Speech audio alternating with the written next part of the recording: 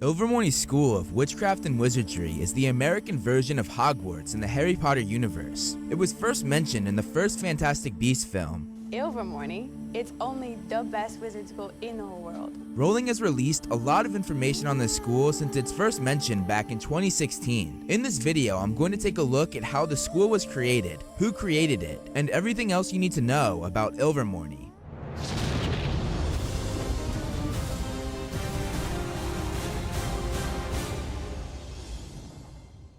So, our story begins with a girl named Isolde Sayre. She comes from great heritage, being born from two pureblood wizarding families, one of which was the Gaunt family, direct descendants of Salazar Slytherin, one of the founders of Hogwarts. We've also heard about the Gaunt family from Voldemort, as his mother, uncle, and grandfather were all Gaunts. Isolde's father, William Sayre, was a direct descendant of the famous Irish witch, Morrigan. She was famously an animagus who could turn into a crow. William Sayre and Rhionac Gaunt met and fell in love. They eventually had their one and only daughter, Isolde. Isolde and her parents lived in a valley in Ireland. They lived in a small cottage that was called Ilvermorny. During her childhood, she watched her mother and father help their muggle neighbors in secret, producing magical cures for both humans and livestock. Isolde had a connection with all natural things from a very young age. Because of this, her father nicknamed her Morrigan, the same name as the animagus witch that they were descended from. When Isolde was 5, her whole world was turned upside down. An attack upon her family's home resulted in the death of both of her parents. Isolde was pulled out of the fire by her mother's estranged sister, Gormleth Gaunt. Her aunt took her to the neighboring valley and raised her on her own. When Isolde grew older, she discovered the terrible truth that her aunt was the person responsible for the murder of both of her parents. She soon realized that she was not rescued, but rather kidnapped. Gormleth used powerful dark magic to keep Isolde there. The reason for this was that Gormleth, who was a fanatical pureblood, believed that her sister's helpfulness to her muggle neighbors was sending Isolde down a dangerous path to intermarriage with a non-magical man. Gormleth believed that because Isolde was a descendant of both Morrigan and Salazar Slytherin, that she should only associate herself with purebloods, and the only way that she saw this happening was if she took Isolde in for herself. Over the years, Isolde was mistreated and abused by her aunt. She forced Isolde to watch as she cursed and jinxed any muggle or animal that strayed too near their cottage. Her aunt never allowed her to have a wand of her own, so she couldn't practice magic. When Isolde turned 11, she got her Hogwarts letter, but her aunt refused to allow her to go. Gormleth thought that she could learn far more at home rather than at a muggle-loving school full of mudbloods. Gormleth herself had gone to Hogwarts when she was young, and she told Isolde a great deal about the school. She mostly criticized it when she talked about it, and told Isolde that their descendant, Salazar Slytherin's plans for the purity of wizard kind had not been fulfilled. Isolde, who was mistreated by her aunt and knew that she was somewhat insane, thought that Hogwarts sounded like some kind of paradise, and she spent much of her teens fantasizing about it. After 12 years of being held captive, Isolde had finally become skillful enough to escape by stealing her aunt's wand. Isolde then fled the country. She first went to England, but soon after she got there, her aunt's tracking abilities were so great that she was already on her niece's tail, determined to hide in such a way that her aunt would never find her. Isolde cut off her hair and took on the identity of a muggle boy named Elias Story. She used this disguise to get on a boat that set sail for the New World on a ship called the Mayflower in 1620. She was among the earliest muggle settlers to set foot in America. When she arrived, she vanished into the surrounding mountains, leaving the muggle travelers to think that Elias Story had died of the harsh winter like so many others. Isolde left the muggles partly because she was still afraid that Gormleth would be able to track her even here in the New World, but also because her journey aboard the Mayflower had led her to see that they were not accepting of witches. Isolde was now quite alone in a harsh foreign country, and as far as she knew, she was the only witch for hundreds, if not thousands of miles. She used everything that her aunt had taught her magically to survive. After several weeks of being alone in the mountains, she met two magical creatures, both species that she had never known of before. One of them was called a hide-behind, which preys on humanoid creatures. It can contort itself to hide behind almost any object, concealing itself perfectly from human hunters and victims alike. Its existence has been suspected by muggles, or as they're known in America, no-magus. No magic. The non-wizard. Only a witch or wizard is likely to survive an attack from a hide-behind. The other creature was called a Pukwudgie. It possesses its own powerful magic. They hunt with deadly poisonous arrows and enjoy playing tricks on humans. The two creatures had met in the forest, and the hide-behind had not only succeeded in capturing the Pukwudgie, but had also been on the verge of disemboweling him when Isolde cast a curse that made it flee. Unaware that the Pukwudgie was also very dangerous to humans, Isolde picked him up, carried him to her makeshift shelter, and nursed him back to health. Because of this, the Pukwudgie declared himself bound to serve her until he had an opportunity to repay his debt. He considered it a great humiliation to be indebted to a human. Isolde's days were now filled with the Pukwudgie grumbling as he trudged along at her heels. In spite of the Pukwudgie's ingratitude, Isolde found him amusing and was glad of his company. Over time, a friendship developed between the two, an odd pairing considering the two species. The Pukwudgie, however, refused to tell her his individual name, so she dubbed him William after her father. William began to introduce Isolde to the magical creatures that he knew of. They took trips together to observe the frog-headed hodags hunting. They fought a dragonish snallygaster and watched a newborn wampus kitten playing. Most fascinating of all to Isolde, however, was the great horned river serpent with a jewel set in its forehead. Even William was terrified of this beast, but to his astonishment, the horned serpent seemed to like Isolde.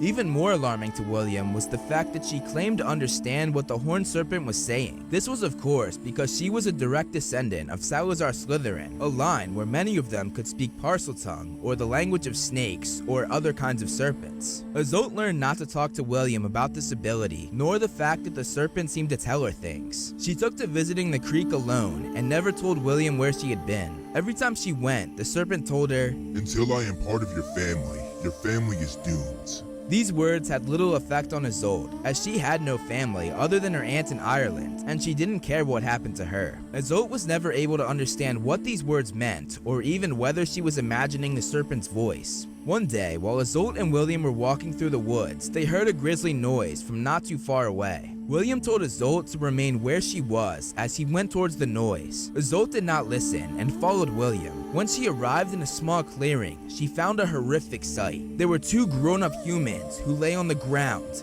dead.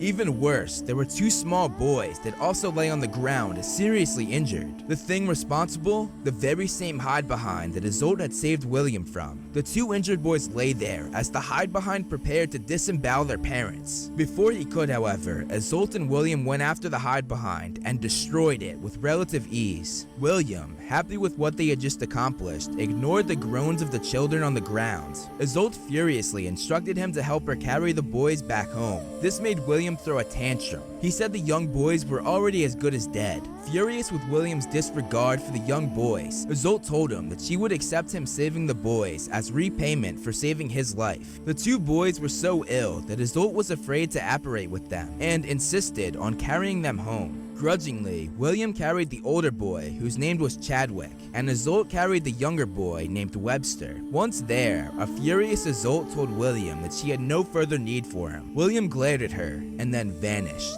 Isolde had sacrificed her only friend for the two boys who might not even survive. Fortunately, they did, and to her astonishment and delight, she realized that they were magical. The boys were so ill for the first couple weeks that Isolde did not dare leave them. It troubled her that in her haste to save them, she had not been able to give their parents' bodies a decent burial. When at last, Chadwick and Webster seemed well enough to be left alone for a few hours, she returned to the forest with the intention of creating graves that the boys might one day visit. To her surprise, when she arrived in the clearing, she found a young man named James. He too was from the Plymouth settlement where the Boot family had come from. Having missed the family that he had befriended on his journey to America, he went into the forest to search for them. As Isolde watched, James finished marking the graves he had dug by hand, then picked up the two broken wands that were beside the parents. Frowning, he examined the sparkling core of dragon heartstring that protruded from Mr. Boot's wand, then gave it a casual wave. Because James was a no match, it rejected him and sent him flying backwards across the clearing, and he hit his head on a tree that knocked him out cold. Isolde took him back with her and tended to him until he woke up. Over the next few days, Isolde realized that she couldn't hide her magic from him, as she had to brew potions to aid the boy's recovery and use her wand to hunt. Isolde intended to obliviate James once he was over his concussion. This way he would forget everything that he saw. Then she would send him back to the colony at Plymouth. In the meantime, it was wonderful to have another adult to talk to, especially an adult who was already fond of the young boys. He helped entertain them while they recovered from their injuries. James was originally a stonemason back in England, and he used his skill to make a workable design to construct a house on top of Mount Greylock.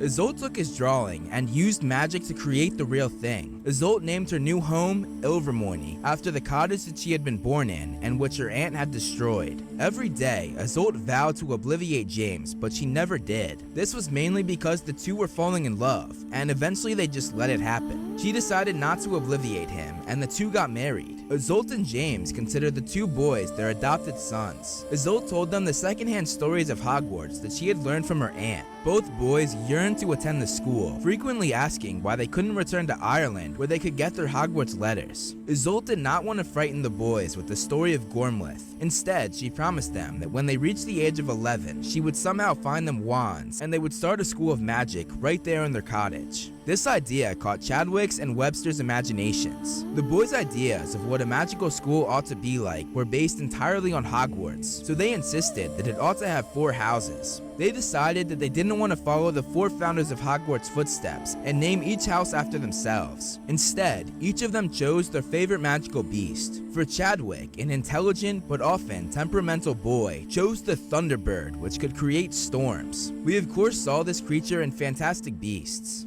For Webster, who was argumentative but fiercely loyal, chose the Wampus Cat, a magical panther-like creature that was fast, strong, and almost impossible to kill. For Isolde, she of course chose the Horned Serpent, who she still visited from time to time. James, being a nomad, didn't know many magical creatures, and when asked, he decided to go with the Pukwudgie because of the stories Isolde had told him about William. Thus, the 4 houses of Ilvermorny were created, and while the 4 originators did not yet know it, much of their own characters leaked into the houses that they had so lightheartedly named. Chadwick's 11th birthday was approaching fast, and Isolde didn't know how she was going to get the wand that she had promised him. As far as she knew, the wand she had stolen from Gormlaith was the only one in America. She did not dare dissect it to find out how it was made. The day before his birthday, Isolde had a dream that she went down to the creek to find the Horned Serpent, which rose out of the water and bowed its head to her while she shaved a long shard from its horn. Waking in the darkness, she proceeded down to the creek. The Horned Serpent was waiting there for her. It raised its head exactly as it had done in her dream, and she took a part of its horn. She thanked it and returned to the house, where she woke up James. James, being skillful with stone and wood, as he used to be a stone mason, was able to construct something useful. When Chadwick woke the next day, he found a finely carved wand that had the horn of the serpent inside of it. Isolde and James had succeeded in creating a wand of exceptional power. By the time Webster turned 11, the reputation of the family's little home school had spread. 4 more children, 2 boys and 2 girls, accompanied by their parents, were interested in learning the techniques of wand work in exchange for sharing their own magical learning. All of them were provided with wands made by Isolde and James. Some protective instinct told Isolde to save the Horned Serpent cores for only her 2 adoptive sons, and she and James learned to use a variety of other cores, including Wampus Hair, Snallygaster Heartstring, and Jackalope Antlers. Isolde and James eventually decided that they wanted children of their own, and Isolde gave birth to twin girls. One was named Martha after James's late mother, and the other's name was Rhiannoch, named after Isolde's mother. By 1634, the home school had grown beyond the family's wildest dreams. More students arrived, and while the school was still small, there became enough children to fulfill Webster's dream of inter-house competitions. However, as the school's reputation had not yet expanded beyond the local Native American tribes and the European settlers, no one stayed the night the way they did at Hogwarts, as everyone was so close. The only people to stay at Ilvermorny overnight were Isolde and her family. The happy and busy family had no idea that grave danger was approaching them. News had reached Ireland that a new magical school had been set in Massachusetts. The rumor was that the headmistress had been nicknamed Morrigan after the famous Irish witch. However, it was only when she heard the name of the school was Ilvermorny that Gormleth could believe that Isolde managed to travel all the way to America undetected, marry not just a Muggle-born, but an actual Muggle, and open a school that educated anybody with a shred of magic.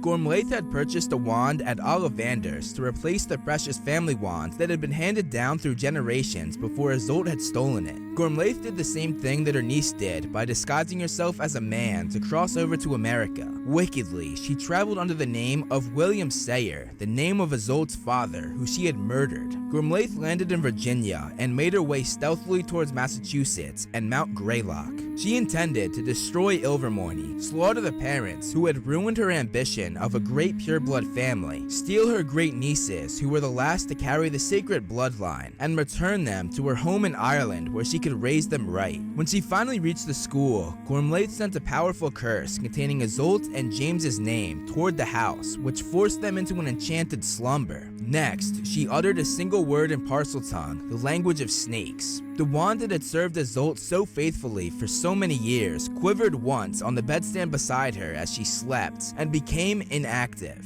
In all the years that she had lived with it, Isolde had never known that she held in her hand the wand of Salazar Slytherin, and even more, that it contained a fragment of a basilisk's horn. The wand had been taught by its creator to sleep when instructed, just as you could do with a real basilisk. This secret had been handed down through the centuries to each member of Slytherin's family who possessed it. What Gormlaith did not know was that there were two other occupants of the house, besides the parents and the twin girls. She had never heard of the 16-year-old Chadwick and 14-year-old Webster. The other thing that she did not know was that what lay at the hearts of their wands was the horn of the river serpent. These wands did not become inactive when Gormlaith spoke in Parseltongue. On the contrary, their magical cores vibrated to the sound of the ancient language, and sensing danger to their masters, began to emit a low musical note, exactly as the horned serpent sounds danger. Both of the boys awoke and leapt out of bed. Chadwick looked through the window and saw the silhouette of Gormlaith Gaunt coming toward their house. While Isolde and James thought that they had shielded the boys, they were wrong. Chadwick had overheard Isolde discussing her reasons for escaping Ireland when he was younger. After hearing this, he grew up having dreams that were haunted by a figure of an old witch creeping through the trees towards Ilvermorny. Now, he saw his nightmare come true. Telling Webster to warn their parents, Chadwick sprinted downstairs and did the only thing that seemed to make sense to him. He ran out of the house to meet Gormlaith and prevent her from entering the place where his family slept. Gormlaith was not expecting to meet a teenage wizard and underestimated him at first. He blocked her curses expertly and they began to duel. Within a few minutes, Gormlaith, though far more powerful than Chadwick, was forced to admit to herself that the talented boy had been well taught. As they dueled, she questioned him about his parentage, as she said that she would hate to kill a pureblood of his talent. Meanwhile, Webster was trying to shake his parents awake, but the enchantment lay so deeply upon them that not even the sound of Gormlaith's shouts and curses hitting the house could wake them up. Webster therefore ran downstairs and joined the duel, aiding his brother. 2-on-1 made her job more difficult. The boys also learned that because their wand cores came from the same serpent, they were twins, meaning that when they were used together against the common enemy, their power increased tenfold. Even so, Gormlaith's magic was strong enough and dark enough to match them. The duel became more and more intense. Gormlaith, laughing, promised the boys mercy if they could prove that they were pureblood. The boys were eventually driven back to Ilvermorny, where the walls cracked and the windows shattered. Eventually, the cries of fear from the twin girls were able to pierce through the enchantment held over Isolde and James. Rage and magic could not wake them, but the terrified screams of their daughters could. Gormlaith had not taken into account the power of love, which was the only thing powerful enough to beat her enchantment. Isolde screamed at James to go to the girls as she ran to assist her adoptive sons, Slytherin's wand in her hands. Only when she raised it to attack her evil aunt did she realize that it was put to sleep. Gloating, Gormlaith drove Isolde, Chadwick, and Webster backwards up the stairs toward the twin girls. Finally, she managed to blast open the doors to their bedroom, where James stood, ready to die in front of their cribs. Sure that all was lost, Isolde cried out for her murdered father, William. A great clatter sounded, and the moonlight was blocked from the room as William, the Pukwudgie, appeared on the windowsill. Before Gormlaith knew what had happened, a poisoned arrow tip had pierced her right in the heart. She let out an unearthly scream that was heard for miles around. The old witch had studied all matter of dark magic as an attempt to make herself invincible, and these curses now reacted with the Pukwudgie's venom, causing her to become as solid and brittle as coal before shattering into 1,000 pieces. All that was left of Gormlaith Gaunt was a pile of smoking dust. William had saved the family's lives. In exchange for their gratitude, he merely said that he noticed Isolde had not bothered to say his name for a decade, and that he was offended that she only called him when in fear of imminent death. Isolde was too tactful to point out that she had been calling for a different William. James was delighted to meet the Pukwudgie, who he had heard so much about. He told William that he was glad he chose a Pukwudgie for his house, inspired by him. It's widely believed that it was this piece of flattery that softened William's heart, because he moved his family of Pukwudgies into the house the next day and helped them repair the damage that Gormlaith had caused. He then announced that the wizards were too dim to protect themselves and negotiated a hefty salary in gold for acting as the school's private security and maintenance service. Slytherin's wand remained inactive following Gormlaith's command in Parseltongue. Isolde could not get the wand to awake, but in any case, she no longer wanted to touch the wand that was the last relic of her unhappy childhood. She and James buried it outside the grounds. Within a year, an unknown species of snakewood tree had grown out of the earth on the spot where the wand had been buried. It resisted all attempts to prune or kill it, but after many years, the leaves were found to contain powerful medical properties. Ilvermorny's reputation grew steadily throughout the following years. The Granite House expanded to a castle. More teachers were recruited to meet the growing demands. Now, witch and wizard children all over America were being sent to learn here, and it became a boarding school. By the 19th century, Ilvermorny had gained the international reputation it has today. For many years, Isolde and James remained joint headmaster and headmistress, and were beloved by many generations of students. Chadwick became an accomplished and well-traveled wizard, who was the author of Chadwick's Charms, volumes 1 to 7, which are standard textbooks at Ilvermorny. He married a Mexican healer named Josefina Calderon, and the Calderon Boot family remains one of America's most prominent wizarding families. Prior to the creation of MACUSA, or the Magical Congress of the United States of America, the New World was short of wizarding law enforcement. Webster Boot became what would now be known as an Auror for hire. While sending a nasty dark wizard back to London, Webster met and fell in love with a young Scottish witch who was working at the Ministry of Magic. He decided to move to London, returning the Boot family back to its home country. Webster's descendants would all be educated at Hogwarts. Martha, one of Isolde's and James's twins, turned out to be a squib, or a child born of magical parents, or a parent but having no magical abilities themselves. Martha was deeply loved by her parents and brothers, but it was painful for her to grow up at Ilvermorny when she was unable to perform magic. She eventually married a non-magical man from a nearby tribe and lived the rest of her life as a nomad. Rhiannoch, the other twin, taught defense against the dark arts at Ilvermorny for many years. She herself never married. There was a rumor that was never confirmed, but said that she was able to speak Parseltongue and was determined not to pass the Slytherin ancestry ability to the next generation. The American branch of the family was unaware that Gormlaith was not the last of the Gaunts, and that the line continued in England. This was of course Voldemort's mother, Merope, Uncle Morphin, and grandfather Marvolo Gaunt. Isolde and James both lived to be over 100. They had seen the cottage of Ilvermorny become a granite castle, and they died knowing that their school was so famous that magical families all over North America were clamoring to educate their children there. They had hired staff. They had built dormitories. They had concealed their school from no-match eyes by using clever enchantments. In short, the girl who had dreamed of attending Hogwarts had helped found the North American equivalent. As might be expected of a school that was part founded by a no-match, Ilvermorny has the reputation of being one of the most democratic of all of the great wizarding schools, accepting almost everyone. Marble statues of Isolde and James stand at the front doors of Ilvermorny Castle. The doors open onto a circular room topped by a glass dome.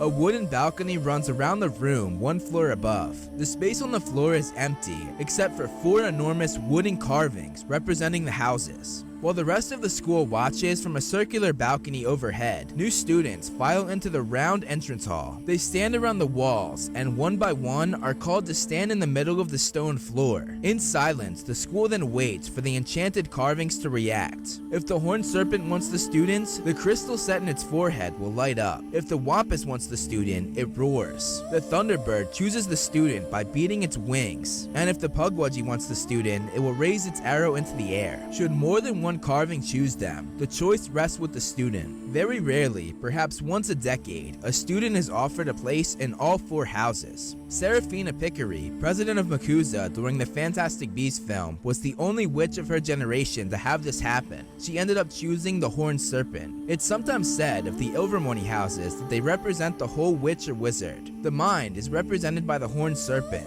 The Wampus represents the body, the Pukwudgie the heart, and the Thunderbird the soul. Others say that the Horned Serpent favors scholars, the Wampus warriors, Pukwudgie's healers, and the Thunderbird adventurers. Once students have been chosen for a house, they are led into a large hall where they select a wand. Until 1965, no child was allowed a wand until they arrived at Ilvermorny. Moreover, wands had to be left at Ilvermorny during vacations, and only when you turned 17 were you allowed to legally carry your wand outside of school, something that is very different from Hogwarts. A number of the Pukwudgies continue to work at the school into present day, all insisting that they had no wish to remain there, but yet all of them stay there year after year. There is one very aged Pukwudgie who answers to the name of William. He laughs at the idea that he was the original William who saved Isolde and James's lives. He rightly points out that the first William would be over 300 years old had he survived. However, nobody has ever found out exactly how long Pukwudgies live. William refuses to allow anyone else to polish the marble statue of Isolde at the entrance of the school, and on the anniversary of her death every year, he may be seen laying mayflowers on her tomb.